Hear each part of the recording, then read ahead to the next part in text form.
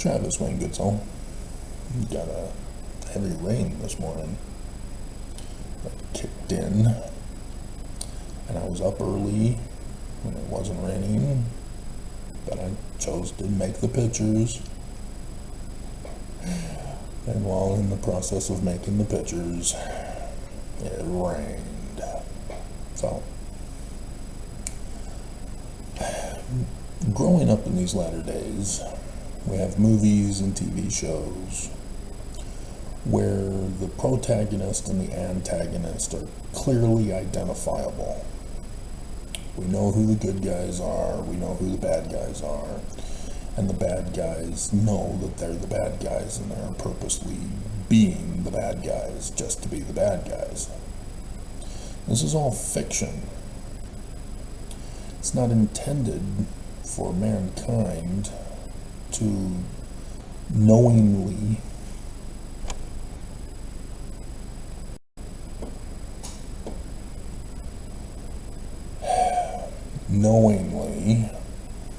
be evil, knowingly cause harm and committing crime to other people. I once held the belief that people get themselves into situations where they just have no other option, and that's in some cases, but it doesn't explain all. That there literally are people who willingly are evil. They know what they're doing is wrong, and they're doing it to do it.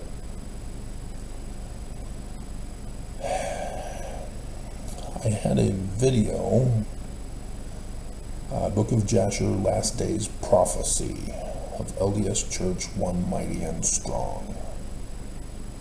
I covered that video or scripture again last night with the church news. In the Book of Jasher, there's an extra story about Moses. Moses is the Jewish Christ, symbol of their latter day Messiah ben David. And also Joseph, who prepares the way for David. Thus the pictures. And so I've told you that because the Jews don't believe in Jesus, they believe in an actual human being who will come in the latter days. And the Jews are looking for him. And they know that he has to fulfill all the prophecies. Every single prophecy. There's a whole checklist, and it's volumes long, because all the Jews prophesied about him. Every single one of those prophets' prophecies about him must be fulfilled, or it's not him.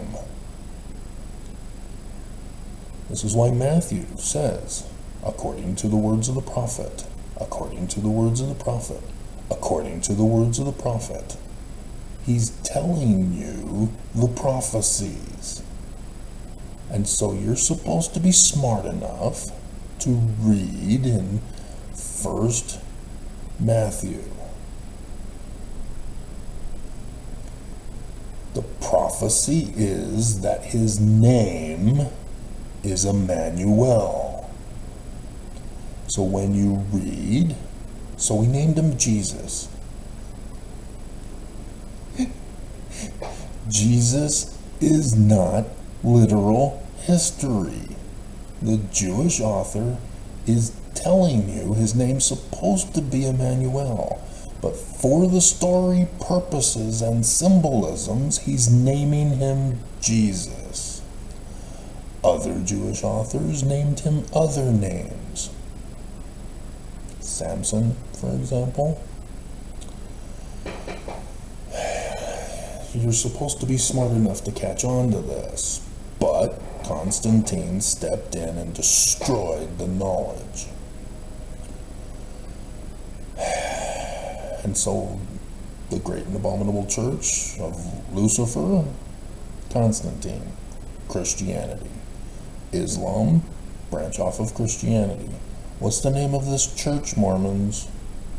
You're supposed to be smart enough to figure it out. This is not Joseph's church. And so the book of Jasher expounds upon a prophecy that was rejected from the Bible.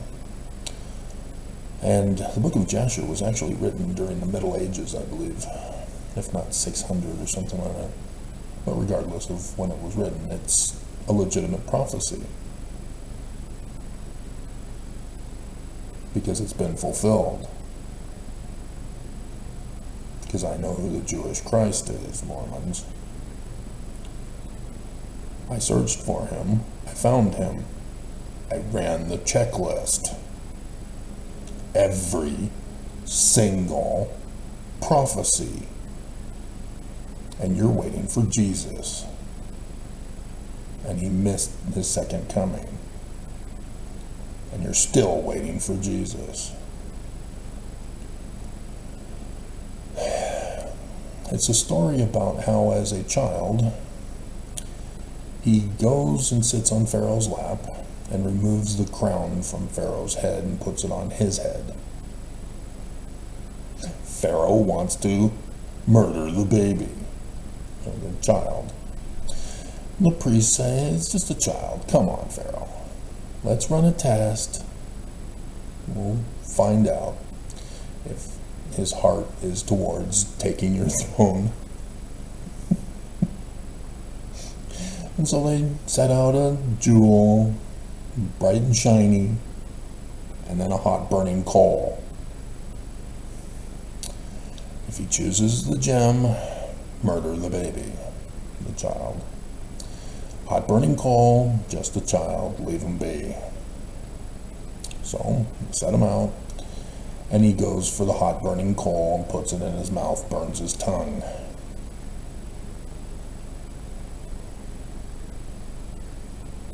Prophecy fulfilled at a Boy Scout campout with his dad.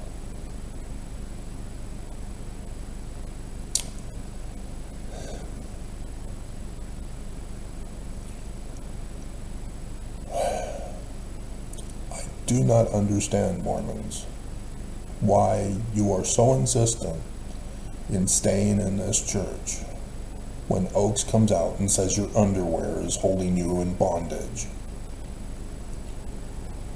I do not understand why the church leaders say they deny the power of prophet, seer, revelator, and don't even care about translation.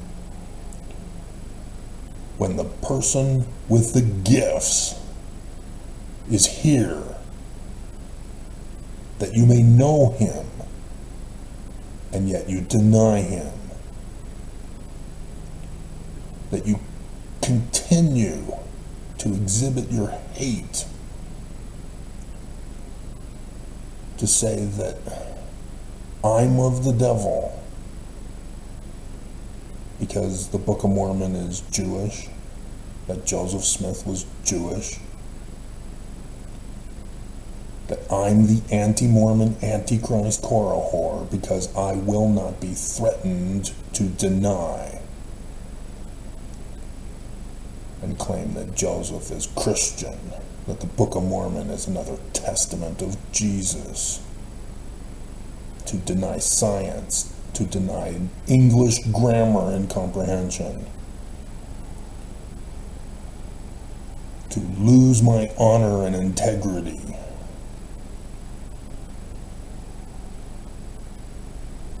Are you really that evil, Mormons? Do you know you're that evil?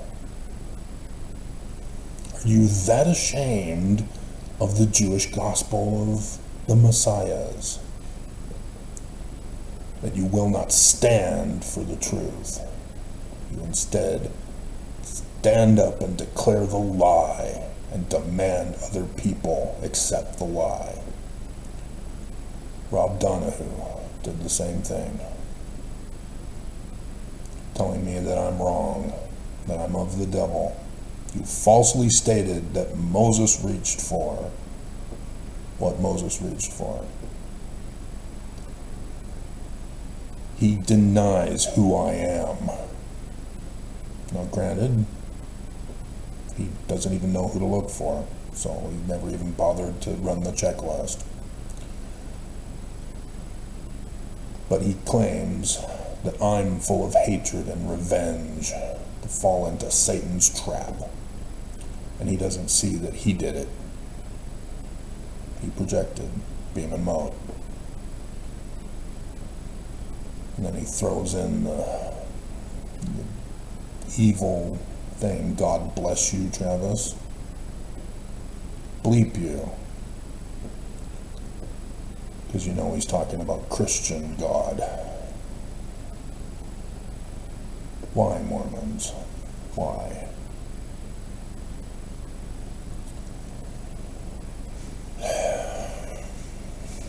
The Book of Mormon would never have been brought out, would never have been published. Church would have never been started if it hadn't have been for 9/11, 1826 in Canandaigua, New York. I've done the videos. This is just a repeat. We're in the overtime. It's Passover.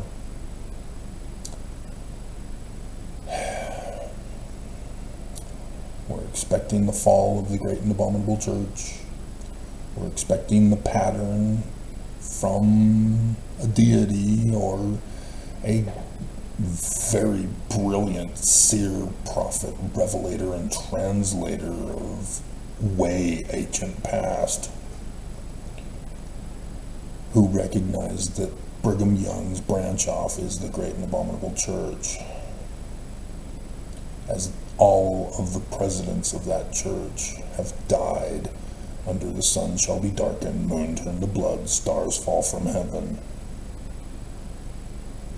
out of revenge for what Brigham did to Joseph. Brigham is Judas.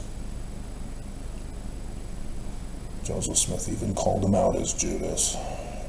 19 July 1840. Yeah, it's not in our Doctrine and Covenants, is it? Brigham Young didn't like it. But you don't care to know about it. It also talked about the fall of America, that it needs to be saved from those who want to establish a monarchy. You know about the Constitution hanging by a thread, even though you don't know the actual text, brink of ruin.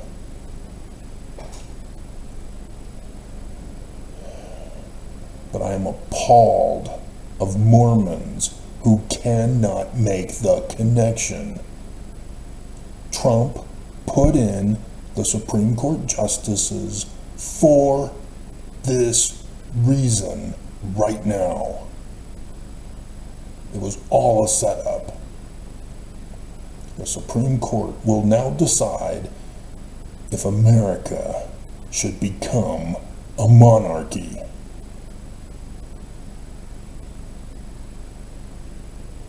And you don't see it? You're going to vote for Trump?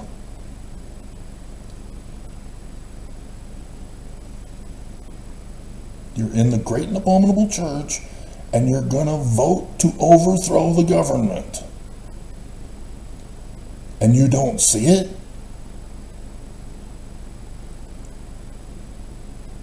I'm having difficulty believing you don't see it. Because clearly what you're demonstrating is that you are knowingly evil. You are mocking Joseph. You are mocking the Book of Mormon by calling him Christian.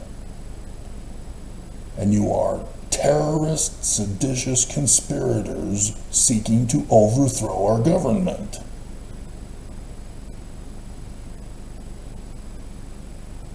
This all came from 9/11, 1826. Joseph Smith Sr.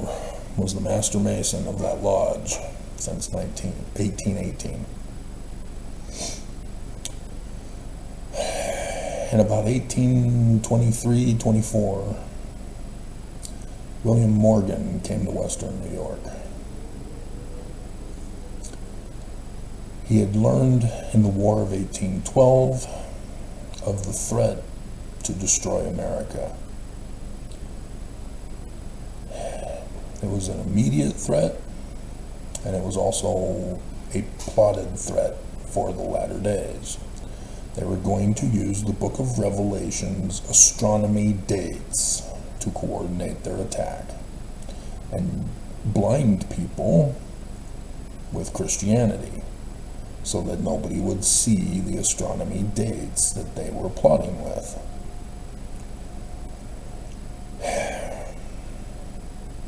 William Morgan moved to Batavia and was given a lump sum of money to work on the book full time, no interruptions, because of the serious nature of the threat to America.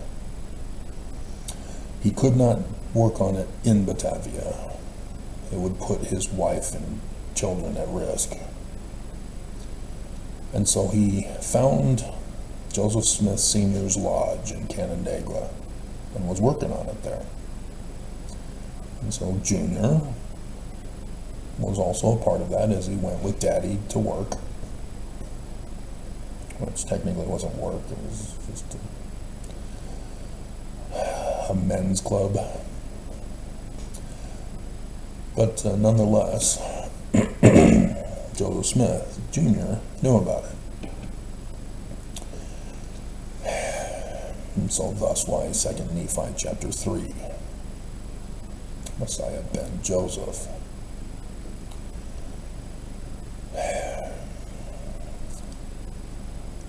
And I don't want to go over the Freemasonry and all that stuff. We'll just cover the history. We'll make this as short as possible. I've already done the video numerous times, going over all of the different aspects of it. And so yeah, I know you're brand new, you have no clue of the other information that I'm purposely leaving out. But it's kind of a little too late for you to cram.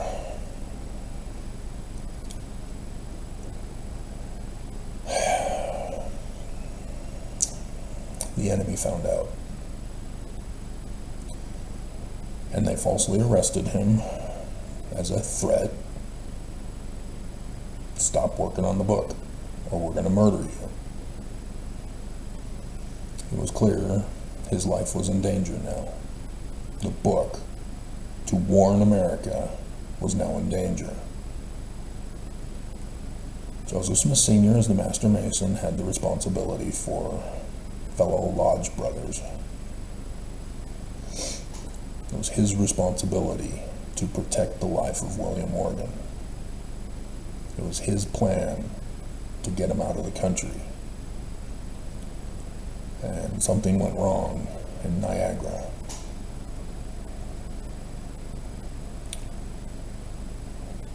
But the Book of Mormon got produced. Senior knew of Sidney Rigdon out in Ohio.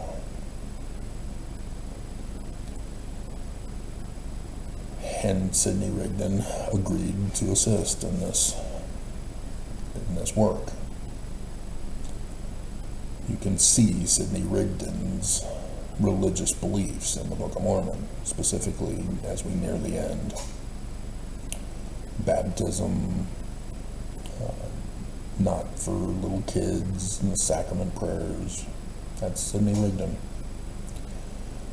The Smiths were Congregationalists. Joseph Smith Sr., for a brief period of time, was studying Jewish Kabbalah as a new Israelite.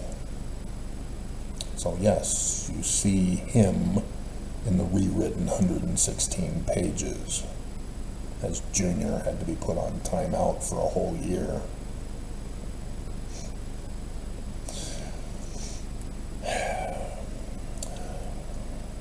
And too many Mormons want to distract with the lies that this church has presented you with. Because I can foresee a Mormon saying, no, Section 10 was 1828, Travis. It says so right there. Did you look at the Joseph Smith papers? It's 1829. Bruce R. McConkie purposely lied and deceived us.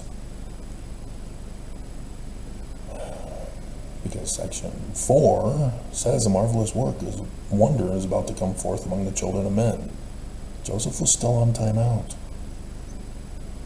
He still had to rewrite the whole Book of Mormon.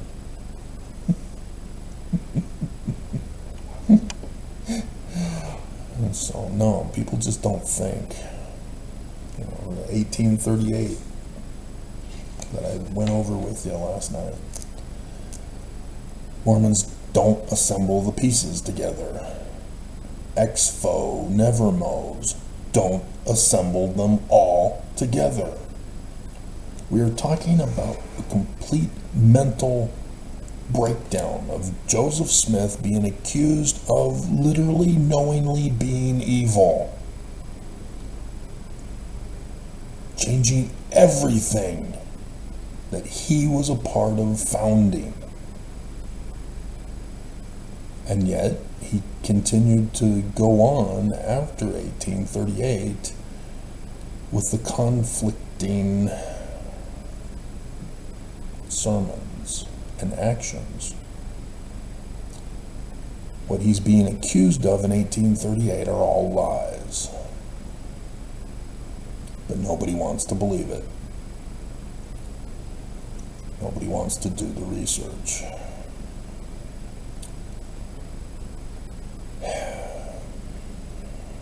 And so, the Book of Mormon, in the learning of the Jews, is very clear that it's teaching you the learning of the Jews.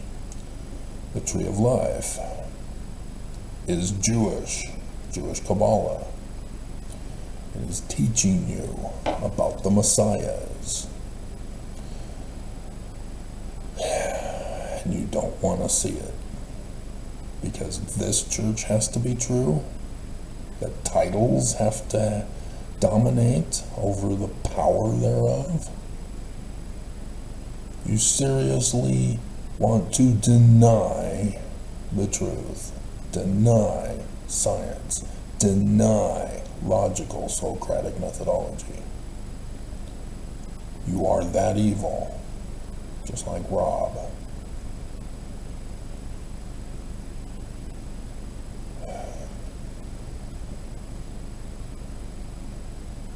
I was born and raised in this church, as per the prophecies.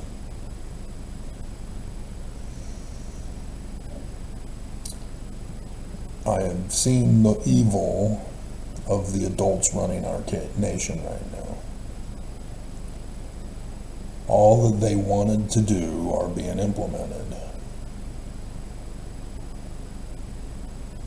But when I moved to Utah to witness Mormons being so darkened in the mind, so blinded in the eyes, so hateful from their lips, it is scary to hear of little kids, little Mormon boys, murdering their peers. I still weep over the girl that was lured into the gully to be shot.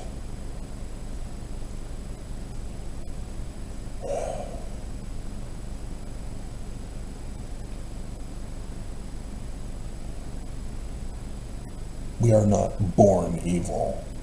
We have to be taught by our parents to be evil. And generation after generation after generation of Danite has done just that.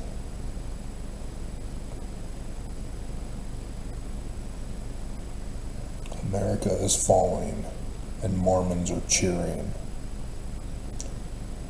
The church is led literally by baby name meaning Lucifer, and Mormons are cheering. The enemy is raging. Judas is risen, and Mormons are cheering for blood. Mormons are cheering for revenge, chanting for the destruction of America, for the overthrow of our government, for the murder and torture of human beings, for the taking away of agency. And they call it choosing the right.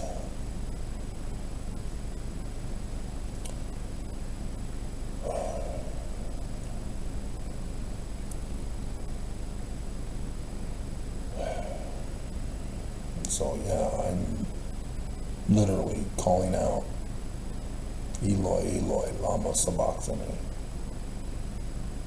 Where are you? Where are your fulfillments? Where is justice? Where is Zion?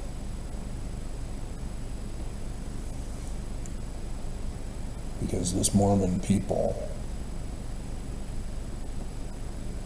are beyond saving.